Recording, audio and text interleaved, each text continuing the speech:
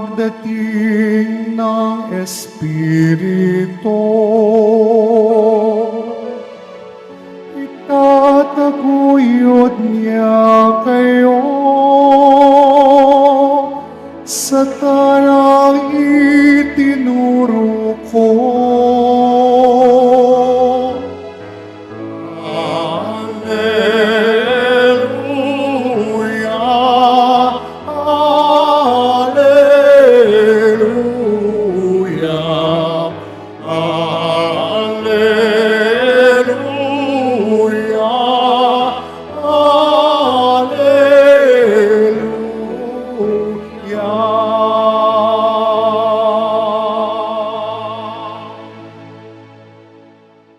Sumainyo ang Panginoon, At sumaiyo rin. ang mabuting balita ng Panginoon ayon kay San Mateo. Papuri sa iyo, Panginoon. Noong panahong iyon, sinabi ni Jesus sa kanyang mga apostol, "Ngayon sinusugo ko kayo na parang mga tupa sa gitna ng asong gubat. Maging matalino kayo gaya ng mga ahas at matapat gaya ng mga kalapati. Mag-ingat kayo sapagkat may mga taong magkakanulo sa inyo sa mga hukuman at hahagupitin nila kayo sa mga sinagoga. Dahil sa akin, ihaharap kayo ng mga gobernador at mga hari at magpapatotoo kayo sa harapan nila at ng mga hentil. Kapag nililitis na kayo, huwag kayong mabalisa tungkol sa sasabihin ninyo o kung paano ninyo sasabihin. Pagdating ng oras, ito'y ipagkakaloob sa inyo, sapagkat hindi kayo ang magsasalita, kundi ang Espiritu ng inyong Ama ang magsasalita sa pamamagitan ninyo.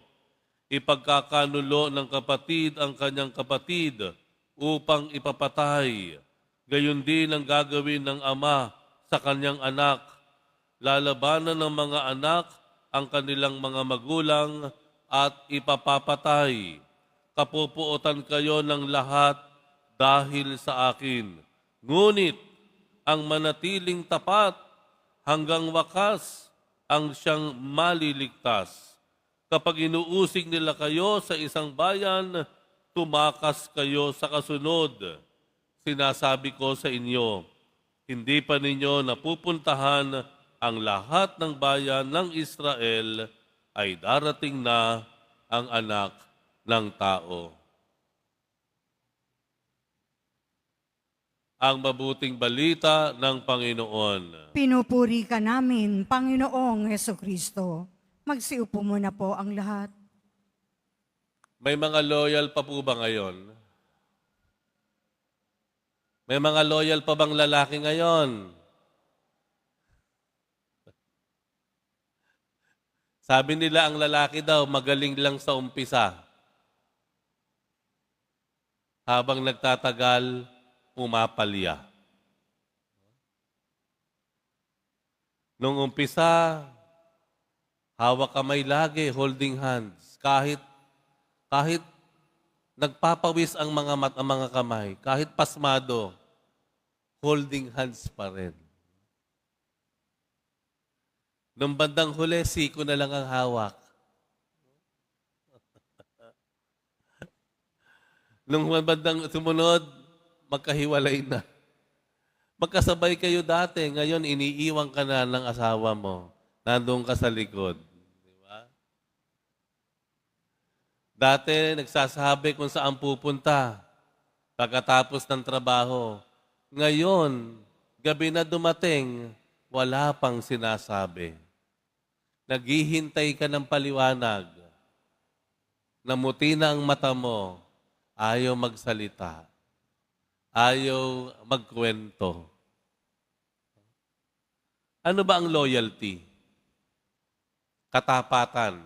Sabi ng Panginoon sa Ebanghelyo, ang sino man na magiging tapat hanggang huli, ang siyang maliligtas.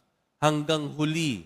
Ibig sabihin po, ang katapatan ay pagsagot ng oo sa Diyos, oo sa Kanyang salita, oo sa Kanyang habilin ng paulit, ulit, ulit, ulit, ulit, ulit, hanggang huli. Hanggang huli. Paulit-ulit hanggang huli. Ang sabi sa Ebanghelyo, ang sabi ng Panginoon, ang pagiging tapat, kailangan lagi kang sumasagot ng oo sa Diyos.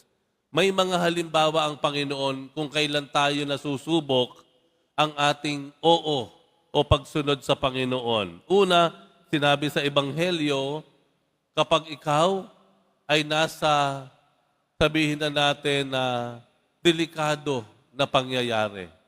Kapag na ikaw ay hindi nasa maayos na kalagayan, nasusubok ang oo mo sa Diyos.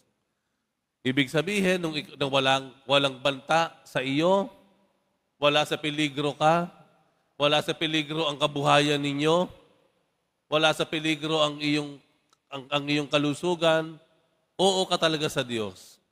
Pero nung nalagay na sa peligro ang kanyang kabuhayan, nalagay na sa peligro ang inyong pangalan, doon na nahihirapan tayong umoo sa Diyos.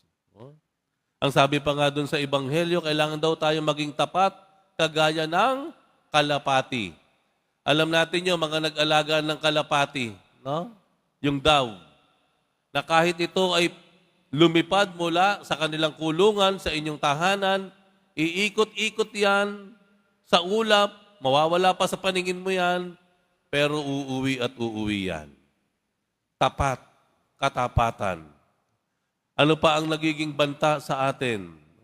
Kapag ang nalalagay na tayo, lalo na ang ating mga mahal sa buhay, kapag pamilya na ang pinag-usapan, kapag pamilya na ang nasasangkot, kapag pamilya na ang madadamay,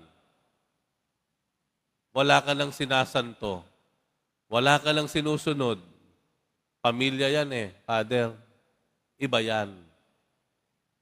Pag pamilya na, kaya mong manakit, kaya mong manloko, kaya mong magsinungaling, kaya mong mandaya, kaya mong magnakaw, at sa bandang huli, mas nakakalungkot, kaya mo pang pumatay ng tao para sa pamilya mo.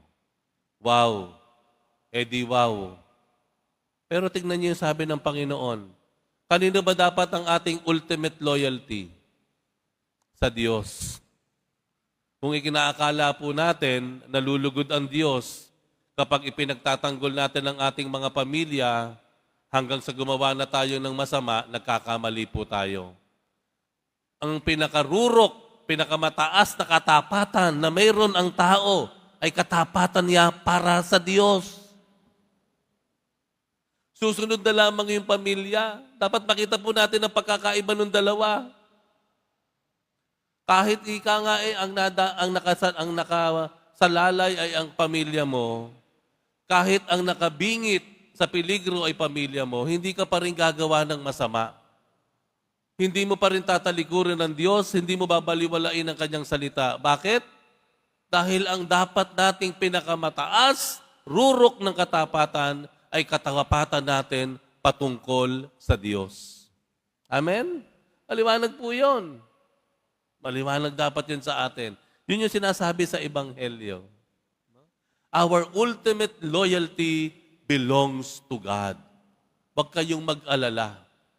Dahil ang katapatan naman ng Diyos sa atin, lampas-lampas pa sa pinakamatindi, malalim, pinakamataas na katapatan na pwede nating ibigay sa Diyos.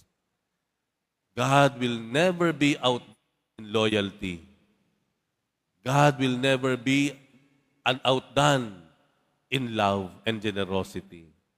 Lalampas-lampasan pa ng Diyos kung ano yung pinakamatinding pagmamahal, dedikasyon, debosyon, at katapatan na pwede nating ibigay sa Kanya. Ibabalik niya ang lahat sa atin. Unahin lang daw natin ang Kanyang karunungan, ang Kanyang kaparaanan, at ang lahat ay ibabalik sa atin. Ang ating katapatan sa Diyos ay hindi lamang isang oo, hindi lamang dalawa, kung hindi pa ulit na oo sa Kanya, lalo na sa mga panahon na mahirap, sa mga sandali na ikaw ay sinusubok, sa mga sandali na ikaw ay nahihirapan. Sa misang ito, sana sabihin natin, Lord, hindi lamang sa loob ng simbahan ako sa iyo umuoo, lalo't higit pag ako ay lumabas sa simbahang ito. Hindi lang kapag araw ng Biyernes na ang aking debosyon sa iyo ay paulit-ulit kong ginagawa. Kung hindi kahit sa ibang araw ng buong linggo, ako'y magiging tapat sa iyo, ako ay laging sasagot sa iyo ng oo, ng paulit, ulit, ulit, ulit.